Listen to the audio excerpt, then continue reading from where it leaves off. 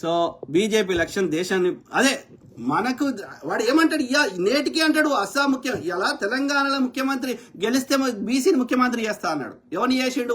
ఉన్న మున్నూరు కాపాని తీసేసి ఎవరిని పెట్టిండు? బీజేపీ అధ్యక్షుడిని బాపనని పెట్టిండు. ఓకే, అర్థమైందా?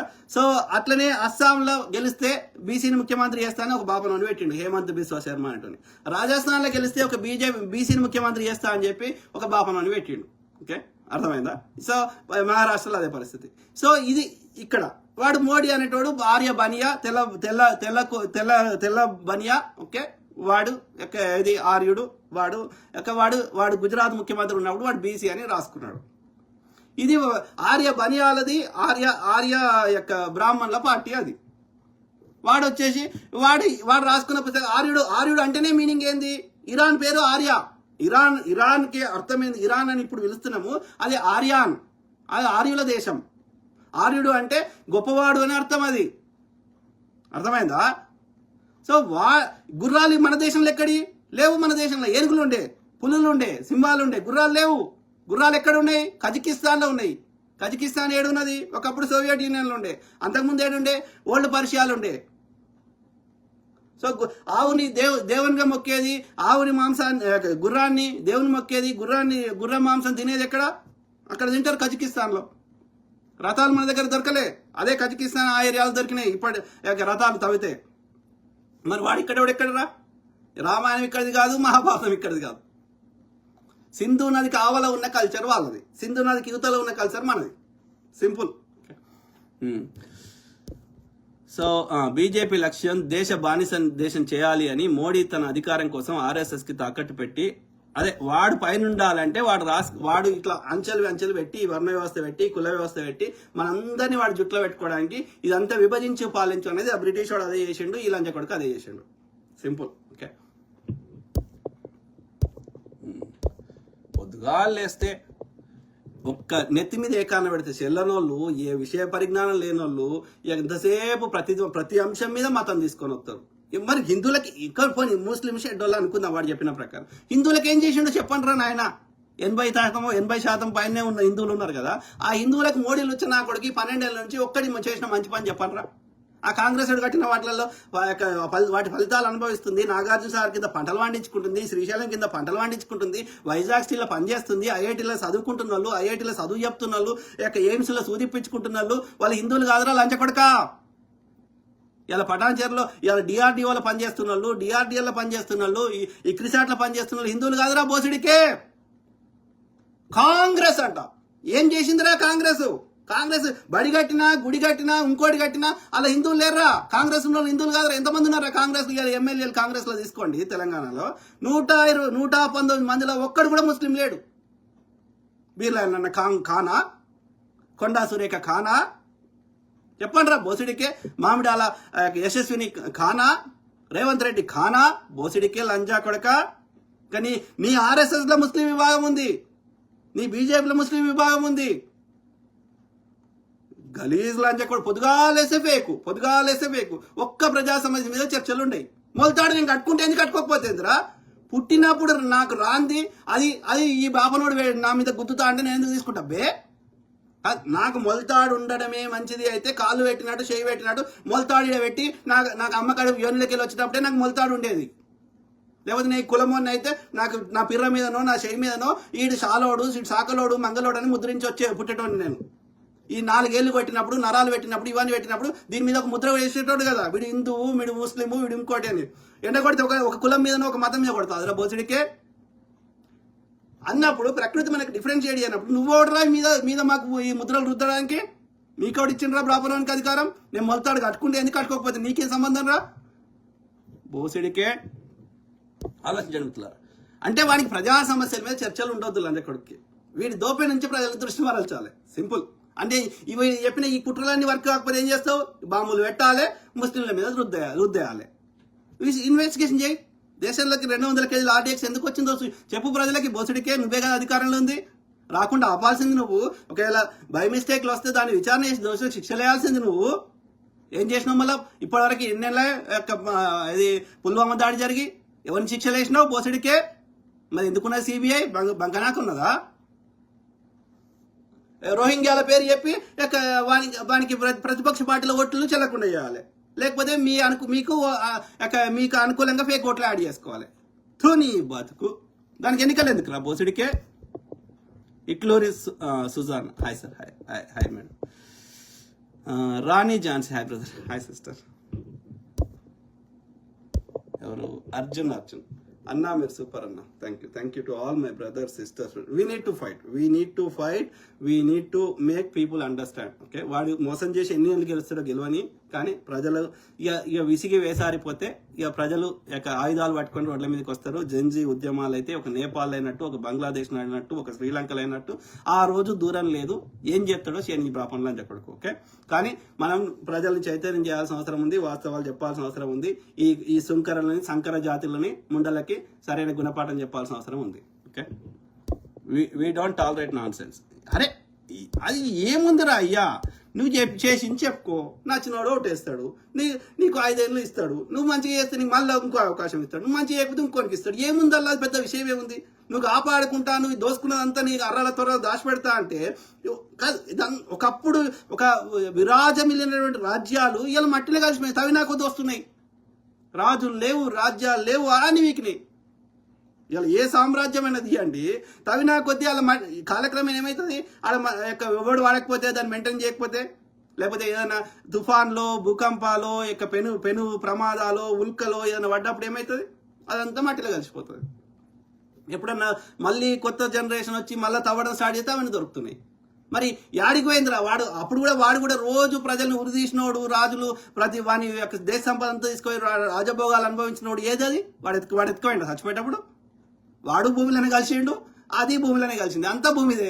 ఒకప్పుడు భూమే అంత వచ్చింది, భూమిలోకెళ్ళి వచ్చిందే. నువ్వు బంగారం అంటున్నావు, భూమిలోకెళ్ళి వచ్చిందే. కట్టెలు అంటున్నావు, చెట్లు అంటున్నావు, ఇంకోటి అంటున్నావు, మందులు అంటున్నావు, మాకంటున్నావు, అన్ని భూమిలోకెళ్ళి వస్తున్నాయి. తిండి అయినా, మన్ను అయినా, మశానమైనా మళ్ళీ భూమిలోకే పోతున్నాయి. నువ్వు ఏ చేసినా మళ్ళీ మట్టి అవుతుంది, మట్టిలోకెళ్ళి వస్తున్నాయి, అది మళ్ళీ మట్టి అవుతుంది. అవునా కాదా? ఇవాళ మోడీ చచ్చిపోతే మళ్ళీ వాడు మట్టిగాడు, వాడు బొద్ద పెడితేనే కాలు పెడితే వాడు మట్టిగాడు. ఏదైనా భూమిలోకి కాకుండా అవుటర్ స్పేస్ లోకి పోతే, భూ పరిమితిలోకి కాకుండా వేరే స్పేస్ లోకి పోతే అది భూమి కాదు. నువ్వు ఏ చేసినా భూమిలోకి పోయినాక అదంతా భూమే. మోడీ అయినా భూమే, నేనైనా భూమే, అన్ని భూమే. మరి నువ్వు ఏది భూమిలోకి వెళ్ళి తీసి నీ పేరు రాసుకుంటే నువ్వు కాకుండా నువ్వే భూమి అయినప్పుడు ఇక నువ్వు ఏ పేరు రాసుకున్నా అది భూమి అవుతుంది. మరి ఏం చేసుకుంటావు? ఈ సంపద అందరికీ, ఈ యొక్క నీళ్లు అందరికీ, గాలి అందరికీ. నేను వదిలేసిన గాలి నువ్వు పీలుస్తున్నావు, నువ్వు వదిలేసిన గాలి నేను పీలుస్తున్నా. పక్షులు, జంతువులు తాగి నీళ్లు, వదిలేసిన నీళ్లు మనం తాగుతున్నాం. మరి అన్నప్పుడు ప్రకృతి ఒక సిస్టమేటిక్ గా అన్ని రిసోర్సెస్ అందరు క్రియేట్ చేసినాక అవన్నీ ఎత్తుకుపోయి వాళ్ళందరినీ ఇబ్బంది పెట్టి నువ్వేం సాధిస్తున్నావు? నువ్వేమన్నా ఉంటావా? ఎల్లకాలం భూమి ఉన్నంతకాలం ఉంటావా? 70-80 దాటినాక రోజులు లెక్క పెట్టుకుంటే తింటే అరగది, చక్కగా నడవరాదు. మరి అయినా దేనికి వ్యామోహం? దేనికి? Use brain. పిచ్చి నా కొడుకు. సో కరట్లపల్లి చిరంజీవి, మీరు ఉన్నది ఉన్నట్లు చెప్తారు సార్. అదే బ్రదర్, అట్లనే చెప్పాలి. మీరు ఎవ్వరిది వాళ్ళు చూడండి, నిజం చెప్పి చూడు. నువ్వు ఎంత సంతోషంగా ఉంటావు, ఎంత మైండ్ సుకూన్గా ఇట్లా ప్రశాంతంగా ఉంటుంది. ఎవరిది వాళ్ళు అనలైజ్ చేయండి. ఈ నిజంలో బతకలేని వాళ్ళు, కుట్రలు చేసేటోళ్ళు, మోసం చేసేటోళ్ళు, ద్రోహం చేసేటోళ్ళు పొద్దుగాలేస్తే ఏదో ఒక దానికి ఒక బానిస అయిపోతారు. వాడు ఈ నిజంలో బతకలేడు కాబట్టి, వాడి మైండ్ ప్రశాంతంగా ఉండదు కాబట్టి వాడు మందుకు బానిస అవుతాడు, డ్రగ్స్కి బానిస అవుతాడు, లంజలకు బానిస అవుతాడు, ప్యాకాటకు బానిస అవుతాడు, ఏదో ఒకటి. కాబట్టి ఆ పరిస్థితి ఉండొద్దు అంటే, నువ్వు మెంటల్గా పీస్ ఉండాలంటే ప్రకృతి నియమాలు పాటించు, నిజమే మాట్లాడు, చంపినా సరే. సింపుల్. మోసం చేయడానికి అబద్ధం చెప్పాల్సి వస్తుంది. మనం మోసం చేయాల్సిన అవసరం లేదు, కష్టపడతాము, పరిగెత్తి పాలు తాగాల్సిన అవసరం, నిలబడి నీళ్ళు తాగుతా చాలు. నాకు మెంటల్ పీస్ ముఖ్యం, అన్నిటికంటే ముఖ్యం. ఇది చక్కగా ఉంటే అన్ని మిగతా భాగాలన్నీ చక్కగా పని చేస్తాయి. థైరాయిడ్ రాదు, ఓకే, ఏ రోగం, హార్ట్ అటాకులు రావు, కిడ్నీలు చక్కగా పని చేస్తాయి, హార్మోన్లు చక్కగా రిలీజ్ అవుతాయి. ఇది ప్రశాంతంగా ఉండాలి. ఇది ప్రశాంతంగా ఉండాలంటే నువ్వు నీ ప్రవర్తన ఉండాలి. అందుకే వాడు చెప్పినోడు, వాడు అష్టాంగ యోగ చెప్పినా, బుద్ధిజం చెప్పి, ఏ ధర్మం చెప్పినా గవే చెప్తుంది. ఎందుకు? నీతి నియమాలు చెప్తుంది. అబద్ధం ఆడొద్దు, ఇంకోటి చేయొద్దు. ఎందుకంటే ఇది ప్రశాంతంగా ఉంటుంది. ఇది ప్రశాంతంగా ఉంటే శరీరం అంతా ప్రతిదానికి సంతోషం. మేరీ క్రిస్మస్ అంటాడు, హ్యాపీ సంక్రాంతి అంటాడు, ప్రతిదానికి పొద్దుగాలేస్తే హ్యావ్ ఏ గుడ్ డే అంటాడు. అంటే ఏంది? సంతోషంగా ఉండరా అని చెప్తాడు. సంతోషంగా ఉంటే ఏమవుతుంది? నీ శరీరంలో ఉన్న అన్ని శరీర భాగాలు చక్కగా పనిచేస్తాయి. ఓకే, అర్థమైందా? ఎలాంటి కరెక్ట్గా హార్మోన్ రిలీజ్ అవుతాయి. ఏ థైరాయిడ్ రావు, ఏ బీపీలు రావు, ఏ హార్ట్ అటాకులు రావు, ఏవి రావు.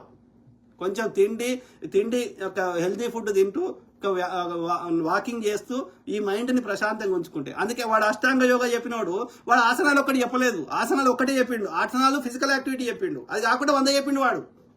యమ నియమ సమాధి ఇవి అవి చెప్పిండు. అవన్నీ ప్రవర్తనకు సంబంధించినవి. వీడు ఒక్కడ ఆసనాలు పట్టుకొని యోగా అంటాడు. కాదు, జీవన విధానము యోగా. సో కిరణ్ కుమార్, నువ్వు క్రిస్టియన్ లంజా కొడుకునే అమ్మ పూకుల డాష్ డాష్. ఓకే సుల్లి. సో ఇప్పుడు కాదు, నేను పుట్టింది ఏది హిందూయిజము. నా ఎంట్రుకలు పుట్టెంట్రుకలు వేములవాడలు తీసిర్రు.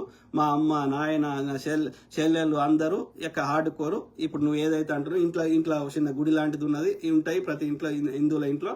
సో మా ఇంట్లో కూడా ఉన్నాయి. ఓకే, పండుగకి పబ్బానికి మా అయ్యకి ఏదైనా జర మంచిగా అనిపించినా చెడ్డగా అనిపించినా ఆ కొండగట్టు ఆంజనేయ స్వామికి శాతనైతే వాళ్ళు కొమరెల్లి మల్లన్నకో ఎడుకో దిక్కుపోతుంటాడు మా సిద్దిపేట. ఓకే, పోయి చూసుకోపోరా. ఓకే, అర్థమైందా? సిద్దిపేట దగ్గర సిద్దిపేటలో టీటీడీ కళ్యాణ మండపం ఎదురుగా మా ఇల్లు ఉంటుంది. ఓకే, చూసుకోపో. సో కానీ నేను ఎప్పుడైతే పూర్తిగా డీప్గా అండర్స్టాండింగ్ అనాలిసిస్ చేయడం స్టార్ట్ చేసిండో, వాస్తవాలు తెలుసుకునే ప్రయత్నం చెప్పిన అంటే నాకు ఎప్పుడైతే బుద్ధి వచ్చిందో, ఈ బ్రాహ్మణ బుద్ధి నుంచి బయటకు వచ్చిందో, వాస్తవాలు గ్రహించే ప్రయత్నం చేసినప్పుడు ఎక్కడా ఎవడు లేడు. ఏ గ్రహం మీదకి పంపిద్దాం, ఏ శాటిలైట్ పంపిద్దాం, లేకపోతే ఏ స్పేస్ యొక్క టెలిస్కోప్ పెట్టి చూద్దాం, ఎక్కడ పైన ఎక్కడ వేరే గ్రహంలో ఎక్కడ ఏ స్పేస్లో కానీ ఏ గ్రహంలో కానీ ఎక్కడ ఏ జీవుడు లేడు. ఓకే, ఎవడన్నా ఉంటే అది భూమి మీదనే జీవం ఉన్నది. వాడు నువ్వు చెప్తున్న దేవుడు అంటే ఎవడన్నా ఉంటే, లేకపోతే ఇమాజినరీ అయితే మనం మాట్లాడుకోవాల్సింది. ఒకవేళ ఉంటే వాడు కూడా ఒకప్పుడు మనిషే. సింపుల్. మంచి చేస్తే వాడిని దేవుడు అన్నారు, చెడ్డగా చేస్తే వాడు రాక్షసుడు అన్నారు. అంతే. అంతకు మించి ఎవడు ఎక్కడ లేడు. ఉంటే చూపెట్టు, నువ్వు చూపెట్టినాక నేను నమ్ముతా. ఒకవేళ వాడు నిజంగా నువ్వు చెప్పినట్టు ఉంటే వానికి ఒక వ్యక్తికి ఏది 800 కోట్ల మంది ప్రజలు ఏం పొద్దుగాలేస్తే ఏం చేస్తున్నారు, వాడు తుమ్ముతున్నాడా దగ్గుతున్నాడా అని ఆ ఒక్కడు చూసుకుంటాడా? వానికి అంత టైం ఉంటుంది ఆ ఒక్కడికి?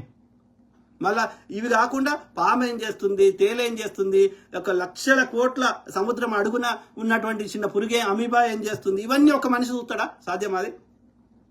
కాబట్టి నువ్వేదో చెత్త క్రియేట్ చేసుకుంటే మేము నమ్మాలంటే నమ్మం. కానీ వాస్తవాలు ఎప్పుడైతే గ్రహించినామో ఎవరు లేడరా అయ్యా. ఓకే, ప్రకృతి ఉన్నది, ప్రకృతి ఒక సిస్టమేటిక్గా పనిచేస్తుంది, ఒక శక్తి ఉన్నది, ఒక ఎనర్జీ ఉన్నది, తరంగాలు ఉన్నాయి, క్వాంటమ్ మెకానిక్స్ ఉంది. కానీ వాటన్నిటినీ అది ఒక సిస్టమేటిక్గా దానంతట పనిచేస్తుంది. యూనివర్స్ ఒక సిస్టమేటిక్గా నడుస్తుంది. భూమి తన చుట్టూ తాను తిరుగుతుంది, సూర్యుని చుట్టూ తిరుగుతున్నది. ఇదంతా ఒక ఎనర్జీ ఉన్నది. కరెక్ట్, అంతవరకు కరెక్ట్. కానీ దాన్ని కంట్రోల్ చేసే శక్తి ఒక వ్యక్తికి ఇవ్వదు. కాబట్టి ఒక వ్యక్తి దేవుడు అనేటోడు లేడు.